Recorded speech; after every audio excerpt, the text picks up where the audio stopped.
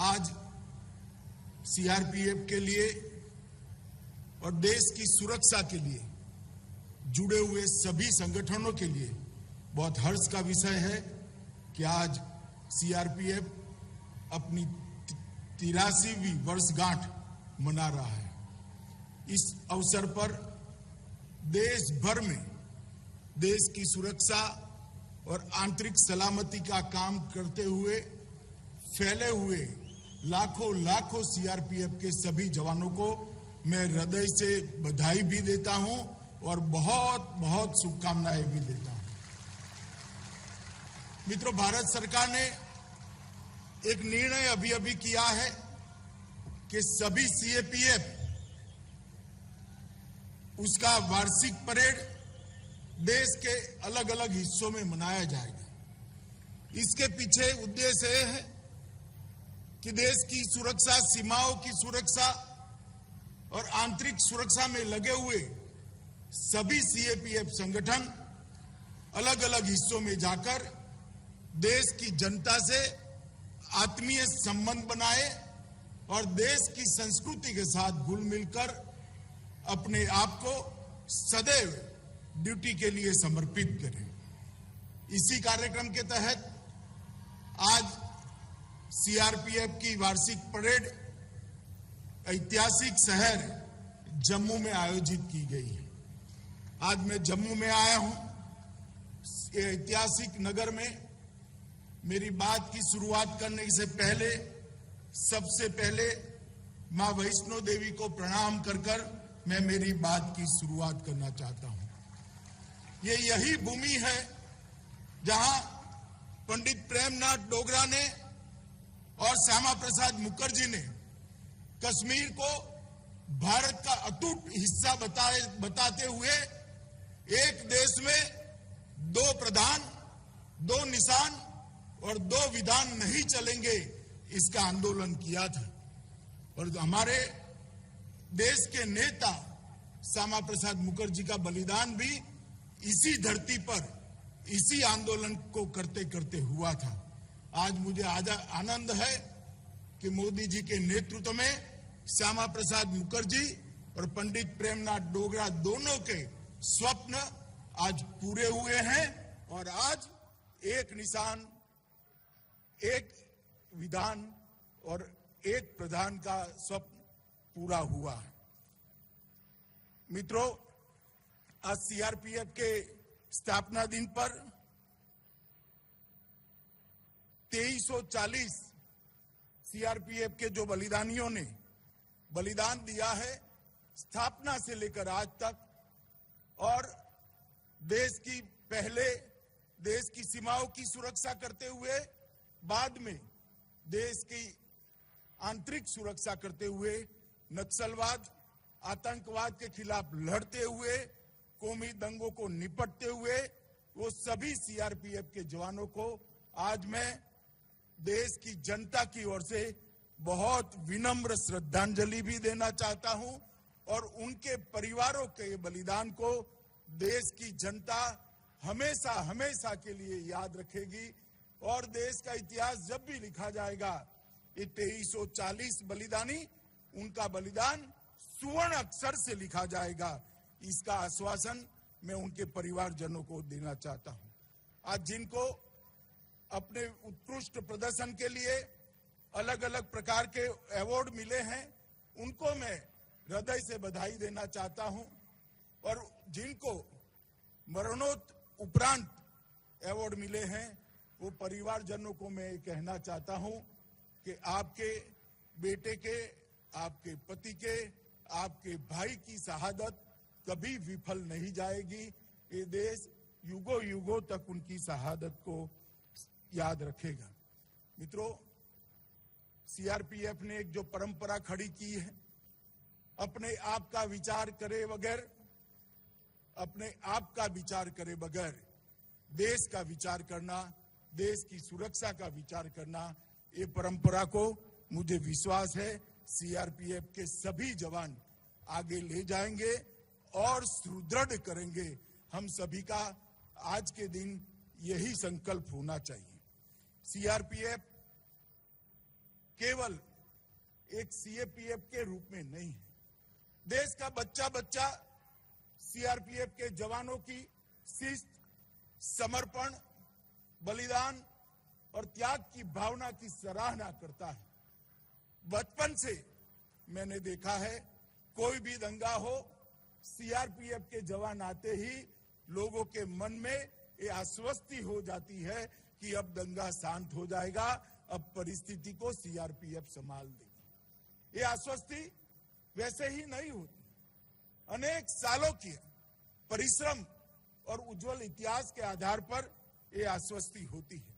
चाहे नक्सल एरिया हो, चाहे कश्मीर के अंदर पाक प्रेरित आतंकवादियों का सामना करना हो, चाहे उत्तर पूर्व के अंदर अशांति फैलाने वाले ग्रुपों को समाप्त कर शांति को बहाल करना हो, ये तीनों क्षेत्र में सीआरपीएफ ने बहुत सराहनीय भूमिका निभाई है। और मैं विश्वास के साथ कह सकता हूं, जिस प्रकार से मोदी जी के प्रधानमंत्री बनने के बाद कश्मीर, माओवादी क्षेत्र और उत्तर पूर्व में जिस दृढ़ता के साथ सीआरपीएफ ने काम शुरू किया है, मुझे विश्वास है कि कुछ ही सालों के अंदर ये तीनों क्षेत्र के अंदर शायद सीआरपीएफ को बहाल करने की जरूरत ही न हो। चिर शांति का एक साम्राज्य तीनों क्षेत्र में हम बना पाएंगे, इसका मुझे विश्वास है। और अगर ये होता है तो उसका मुख्य श्रेय सीआरपीएफ के जवानों को ही जाएगा। आज के दिन ही 1950 के दिन देश के प्रथम गृह मंत्री और लौह पुरुष, जिनके कारण आज हम एक अखंड भारत का स्वरूप देख रहे हैं, सरदार पटेल ने सीआरपीएफ को ध्वज दिया था। और आज वहीं से शुरू हुआ ये संगठन 246 बटालियन और 3,25,000 के जवानों के बल के साथ देश का सबसे बड़ा सशस्त्र बल बनकर उभरा है, जिसकी विश्वसनीयता न केवल देश, दुनिया में जिसकी विश्वसनीयता का लोहा लेने के लिए एक भी सशस्त्र संगठन तैयार नहीं है, इसका मुकाबला नहीं कर सकता है। इस प्रकार का एक अद्भुत संगठन आज खड़ा हुआ है। मित्रों, आज जब सीआरपीएफ का स्थापना दिन है, हम हॉट स्प्रिंग को कैसे भूल सकते हैं। 21 अक्टूबर 1959 को चीनियों ने जब हमला किया, सीआरपीएफ के कुछ जवान मामूली से शस्त्र बल के साथ, अनुपात में बहुत कम संख्या के साथ भीड़ गए और देश की एक एक इंच जमीन के लिए वीरता से लड़कर अपने प्राणों का बलिदान दिया। और पूरा देश आज वो घटना को नहीं भूल सकता। और इसीलिए 21 अक्टूबर को पूरे देश के सभी पुलिस बल पुलिस दिवस के रूप में मनाकर हॉट स्प्रिंग पर सीआरपीएफ के जवानों ने जो वीरता और बलिदान का जज्बा दिखाया, इससे प्रेरणा लेकर देश की आंतरिक सुरक्षा के लिए पुनः अपने आप को समर्पित करते हैं। 9 अप्रैल 1965 को सरदार पोस्ट पर कच्छ में जब पाक की इन्फेंट्री ब्रिगेड ने हमला कर दिया, तब भी सीआरपीएफ की जवान ही वहां मौजूद थे। उन्होंने अपना सर्वोच्च बलिदान देते हुए जहां तक शरीर में रक्त की एक बूंद थी, वहां लड़ाई लड़ी और देश की भूमि को बचाने का प्रयास किया। ये दोनों घटनाएं देश के इतिहास के, देश की सुरक्षा के अंदर सुवर्ण अक्षर से लिखी थी और हमेशा सीआरपीएफ और पूरे देश को ये दोनों घटनाओं को पर गर्व होता है। इसीलिए 9 अप्रैल को हम शौर्य दिन के रूप में भी मनाते हैं। मित्रों, एक जमाना था जब नक्सलवाद, नॉर्थ ईस्ट थिएटर, कश्मीर में पाक प्रेरित आतंकवाद, 90 के दशक में इस सभी जगहों पे हिंसा चरम सीमा पर थी और देश की आंतरिक सुरक्षा का दृश्य देखकर देश के हर नागरिक के मन में चिंता होती थी कि देश का भविष्य क्या होगा, देश के भविष्य को हम कैसे सलामत रखेंगे, हमारे सार्वभौमत्व को कैसे अक्षुण्ण बनाकर रखेंगे, देश की आंतरिक सुरक्षा को कैसे संभालेंगे, मगर कुछ ही सालों में 2 दशक के कम समय के अंदर सीआरपीएफ ने चाहे नक्सलवाद का क्षेत्र हो, चाहे नॉर्थ ईस्ट हो, चाहे कश्मीर का थिएटर, सभी जगह पर अपनी दृढ़ इच्छा शक्ति का परिचय बताते हुए देश को छीन विशीन करने वाली शक्तियों को समाप्त करने के कगार पर आज सीआरपीएफ पहुंचा है। मैं देश के गृह मंत्री के नाते सीआरपीएफ के जवानों को फिर से एक बार हृदय से बधाई देना चाहता हूं कि तीनों क्षेत्र में आपने जो शौर्य दिखाया है, इससे आज देश की जनता चैन की सांस ले रही है। मित्रों, लोकतंत्र का उत्सव होता है चुनाव। चुनाव ही हमारे संविधान के लोकतंत्र के परिप्रेक्ष्य की पूर्ति करता है और निष्पक्ष और निर्भीक चुनाव, मत की अभिव्यक्ति निर्भीक रूप से हो, वो चुनाव की आत्मा होती है। और देश में जब कभी भी, चाहे विधानसभा के चुनाव हो, चाहे लोकसभा के चुनाव हो, जब कभी भी चुनाव होते हैं, देश के अंदर सबसे बड़ी ड्यूटी का निर्वहन करने वाला कोई सशस्त्र बल होता है तो अपना सीआरपीएफ होता है। और देश के अंदर लोकतंत्र को सुरक्षित रखने के लिए भी सबसे बड़ा योगदान सीआरपीएफ का है, क्योंकि निर्भीक चुनाव और निर्भीक मत की अभिव्यक्ति के बगैर कोई भी लोकतंत्र अपने आप को मजबूत नहीं रख सकता। मैं सीआरपीएफ के जवानों को इसके लिए भी बहुत बहुत बधाई देना चाहता हूं। आरएएफ की टुकड़ियों की स्थापना के बाद एक जमाने में भीषण दंगे देश भर में दिखाई पड़ते थे। आरएएफ ने कम से कम बल प्रयोग के साथ दंगों को कंट्रोल करने की, दंगों पर काबू पाने की नई पद्धतियां भी विकसित की है और वो पद्धतियों के अंदर महारत भी हासिल की है। दृढ़ता इतनी ही है जितनी होनी चाहिए, मगर कम से कम बल प्रयोग के साथ दंगाइयों को एक प्रकार की नई कला से आरएएफ शांत करने में बहुत विश्वासपूर्ण तरीके से आज सफल हुआ है। और मैं देश के दंगों का इतिहास कोई भी देखेगा तो उसके 2 हिस्से जरूर दिखाई पड़ेंगे, आरएएफ की स्थापना के पहले के दंगे और आरएएफ की स्थापना के बाद के दंगे। मैं निश्चित रूप से कह सकता हूं कि आरएएफ की स्थापना के बाद देश में दंगों को बहुत कम करने में रैपिड एक्शन फोर्स को सफलता मिली है। और रैपिड एक्शन फोर्स ने इसके साथ साथ स्टेट की रिजर्व पुलिस को भी ट्रेन करने का एक अभियान चलाया। इससे एक वाक्यता के साथ रैपिड एक्शन फोर्स और स्टेट की रिजर्व पुलिस दोनों साथ में मिलकर काम करते हैं, इसके बहुत अच्छे परिणाम मिले हैं। मित्रों, ये आजादी का अमृत महोत्सव है, अमृत महोत्सव का वर्ष है। हमारे देश के प्रधानमंत्री जी ने आजादी के अमृत महोत्सव में 130 करोड़ के देश के सामने एक लक्ष्य रखा है कि जब हम आजादी की शताब्दी मनाते हो, उस वक्त हर क्षेत्र के अंदर दुनिया में देश प्रमुख स्थान पर हो, चाहे आर्थिक क्षेत्र हो, चाहे सुरक्षा का क्षेत्र हो, चाहे शिक्षा का क्षेत्र हो, चाहे आपसी सद्भाव का क्षेत्र हो, चाहे सांस्कृतिक विरासत को आगे ले जाना हो, चाहे रिसर्च एंड डेवलपमेंट को बढ़ाना हो, चाहे इंफ्रास्ट्रक्चर को मजबूत कर हर गांव तक, हर घर तक इंफ्रास्ट्रक्चर पहुंचाना हो। अगर ये करना है तो देश के अंदर $5 ट्रिलियन की इकोनॉमी का लक्ष्य हमारे प्रधानमंत्री जी ने देश के सामने रखा है। और मैं मानता हूं $5 ट्रिलियन की इकोनॉमी का लक्ष्य तभी सिद्ध हो सकता है जब देश की आंतरिक सुरक्षा मजबूत हो और आंतरिक सुरक्षा के बारे में हम सुनिश्चित हों। और सीआरपीएफ की इसमें बहुत बड़ी भूमिका है। मैं आज डीजी सीआरपीएफ को जरूर कहना चाहता हूं, जैसे देश के अंदर हर क्षेत्र, हर इकाई अपने लक्ष्य तय कर रहा है, सीआरपीएफ भी आजादी के अमृत महोत्सव के वर्ष में एक शताब्दी तक के सीआरपीएफ का रोड मैप, आने वाली चुनौतियां और आने वाली टेक्नोलॉजी को, उपलब्ध टेक्नोलॉजी को और आने वाली टेक्नोलॉजी को आत्मसात करने की रणनीति दोनों बनाकर सीआरपीएफ को सबसे आधुनिक, सबसे सक्षम और सबसे इफेक्टिव सशस्त्र बल बनाएं। इस दिशा में हमने काम करना होगा। मुझे विश्वास है कुलदीप जी के नेतृत्व में सीआरपीएफ की पूरी टीम इसको आगे बढ़ाएगी। मित्रों, आज एक कार्यक्रम जम्मू कश्मीर में रखा है, तब मैं निश्चित रूप से जम्मू कश्मीर की स्थिति का भी बात करना चाहूंगा।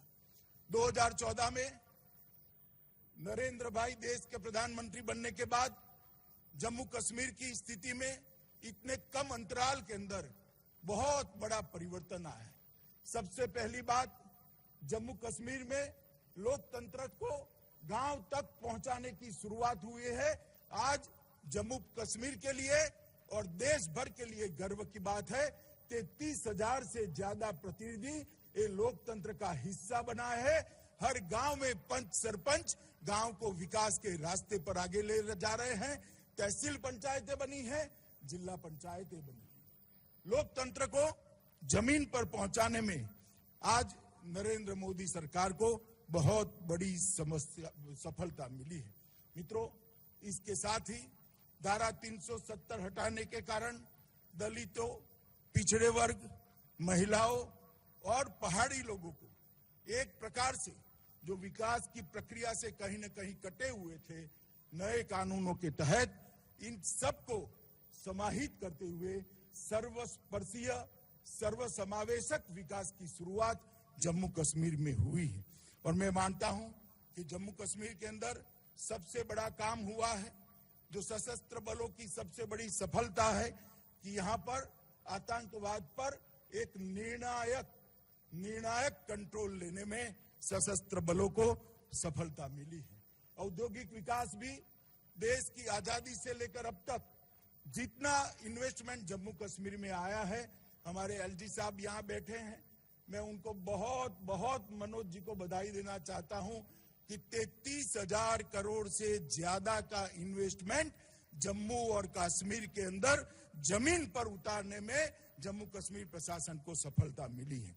प्रधानमंत्री पैकेज के सारे पहलुओं को पूर्ण करने के लिए द्रुत गति से काम हो रहा है।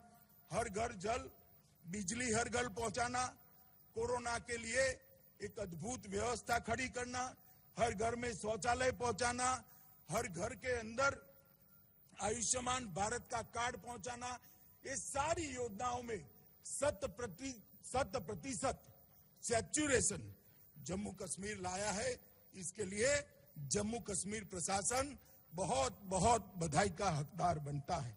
सड़क निर्माण में सारे रिकॉर्ड तोड़ते हुए ये 5 साल के अंदर सड़क निर्माण आजादी के बाद सबसे तेज रफ्तार के साथ हुआ है। चाहे नेशनल हाईवे हो, चाहे स्टेट हाईवे हो, चाहे गांव को जोड़ने वाले छोटे छोटे रास्ते हो, हर क्षेत्र के अंदर रिकॉर्ड तोड़ने का काम जम्मू कश्मीर प्रशासन ने किया है। 7 नए मेडिकल कॉलेज बने हैं, 2 एम्स बने हैं, 21 जल विद्युत योजनाओं को शुरू कर दिया गया है और इसके साथ साथ हर क्षेत्र के अंदर पारदर्शिता को लाने में जम्मू कश्मीर सरकार को बड़ी सफलता मिली है। आजादी के बाद पहली बार भ्रष्टाचार के विरोध में एक बहुत बड़ा अभियान दोनों प्रकार से किया गया। भ्रष्ट लोगों को नसीहत करने का भी अभियान लिया गया और सिस्टम के अंदर से, प्रशासन के अंदर से भ्रष्टाचार कैसे नाबूद हो, इसके लिए भी एक बहुत बड़े बदलाव करने का काम जम्मू कश्मीर प्रशासन ने किया है। मैं आज इस मंच पर से जम्मू कश्मीर प्रशासन को भी बहुत बहुत बधाई देना चाहता हूं। मित्रों, मैं सीआरपीएफ पर हमेशा गर्व करता हूं, पूरा देश गर्व करता है। आज सीआरपीएफ का स्थापना दिन है। ये 3,25,000 जवानों का समूह आज के दिन देश की आंतरिक सुरक्षा और देश की सुरक्षा के लिए अपने आप को पुनः समर्पित करे और सीआरपीएफ का जो ऐतिहासिक रिकॉर्ड रहा है, ऐतिहासिक कार्यकाल रहा है, इसको आगे और तेजस्विता के साथ बढ़ाने का हम सब संकल्प करें। यही आप सबसे अपेक्षा भी है और यही आप सबसे अभ्यर्थना भी है। मित्रों, फिर से एक बार 2340 जवान जो अपना सर्वोच्च बलिदान दिए हैं, उनको श्रद्धांजलि देकर मेरी बात को मैं समाप्त करता हूं। वंदे मातरम।